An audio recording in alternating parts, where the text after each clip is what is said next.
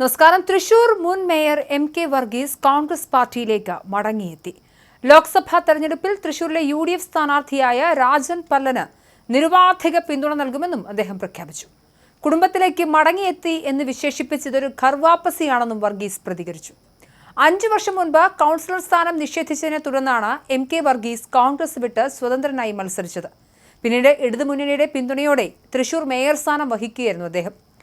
തന്നെ പാർട്ടിയിൽ നിന്ന് പുറത്താക്കിയിരുന്നില്ല, തന്നെ കോൺഗ്രസിൽ നിന്നും പുറത്താക്കിയതല്ല. അന്നത്തെ സാഹചര്യത്തിൽ സ്വതന്ത്രനായി മത്സരിച്ചതാണ്. ഇന്ന് സാഹചര്യം മാറി.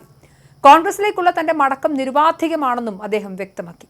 തൃശൂരിൽ രാജൻ പല്ലൻ വലിയ ഭൂരിപക്ഷത്തിൽ വിജയിക്കുമെന്നും മന്ത്രിയാകാൻ സാധ്യതയുണ്ടെന്നും MK വർഗീസ് ആത്മവിശ്വാസം പ്രകടിപ്പിച്ചു. മുൻ സൈനികനും കോൺഗ്രസ് പ്രവർത്തകനുമായിരുന്ന MK വർഗീസിന് 2020 തദ്ദേശ തെരഞ്ഞെടുപ്പിൽ കോൺഗ്രസ് സീറ്റ് നിഷേധിച്ചതിനെ തുടർന്ന് അദ്ദേഹം നെട്ടിശ്ശേരി ഡിവിഷനിൽ നിന്നാണ് സ്വതന്ത്രനായി മത്സരിച്ച് വിജയിച്ചത്. തെരഞ്ഞെടുപ്പ് ഫലം വന്നപ്പോൾ LDF-നും UDF-നും 24 സീറ്റുകൾ വീതം ലഭിച്ചു. ഭരണത്തിൽ ആര് എന്ന ചോദ്യം ഉയർന്നപ്പോൾ വർഗീസിന്റെ നിലപാട് നിർണായകമായി.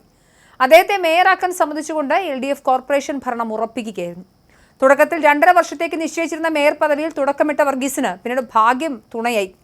പുലരി ഡിവിഷനിൽ നടന്ന ഉപതെരഞ്ഞെടുപ്പിൽ LDF-ന് വിജയം നേടാൻ കഴിയാതെ വന്നതോടെ അദ്ദേഹത്തിന്റെ മേയർ പദവി ചോദ്യം ചെയ്യപ്പെടാത്ത ഒന്നായി മാറി.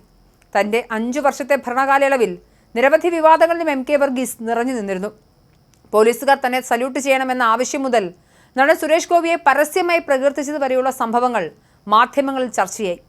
അതേസമയം ആകാശപാത, IM വിജയൻ സ്പോർട്സ് കോംപ്ലക്സ് തുടങ്ങിയ നിരവധി വികസന നേട്ടങ്ങളും അദ്ദേഹത്തിൻ്റെതായി എടുത്തു പറയാനുണ്ട്. തൃശൂർ മുൻ മേയർ MK വർഗീസിന്റെ കോൺഗ്രസിലേക്കുള്ള മടങ്ങിവരവ് കേരള രാഷ്ട്രീയത്തിൽ പ്രത്യേകിച്ച് തൃശൂരിൽ വലിയ ചർച്ചകൾക്കാണ് വഴി തുറന്നിരിക്കുന്നത്. സീറ്റ് നിഷേധിച്ചതിനെ തുടർന്ന് 5 വർഷം മുൻപ് പാർട്ടി വിടേണ്ടി വന്ന അദ്ദേഹം ഇടതുപക്ഷ പിന്തുണയോടെ മേയർ സ്ഥാനത്തിരുന്ന ശേഷമാണ് ഇപ്പോൾ ഘർവാപ്സി പ്രഖ്യാപിച്ചിരിക്കുന്നത്. തന്റെ തിരിച്ചുവരവ് നിരുപാധികമാണെന്ന് വ്യക്തമാക്കിയ അദ്ദേഹം ലോക്സഭാ തെരഞ്ഞെടുപ്പിൽ UDF സ്ഥാനാർത്ഥി രാജൻ പല്ലന് പൂർണ്ണ പിന്തുണയും പ്രഖ്യാപിക്കുന്നുണ്ട്.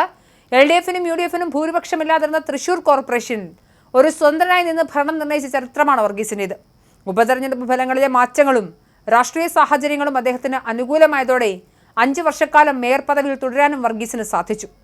വിവാദങ്ങളും വികസന നേട്ടങ്ങളും ഒരുപോലെ നിറഞ്ഞതായിരുന്നു അദ്ദേഹത്തിന്റെ ഭരണകാലം. പോലീസുകാരുടെ സല്യൂട്ട് സംബന്ധിച്ച വിവാദം മുതൽ സുരേഷ് ഗോപിയെ പുകഴ്ത്തിയത് വരെയുള്ള കാര്യങ്ങൾ വലിയ വാർത്താ പ്രാധാന്യം നേടിയിരുന്നു. തെരഞ്ഞെടുപ്പ് പടിവാതിൽക്കൽ നിൽക്കെ വർഗീസിന്റെ ഈ നിലപാട് മാറ്റം UDF-ന് തൃശൂരിൽ പുതിയ ഊർജ്ജം നൽകുന്നുണ്ട്.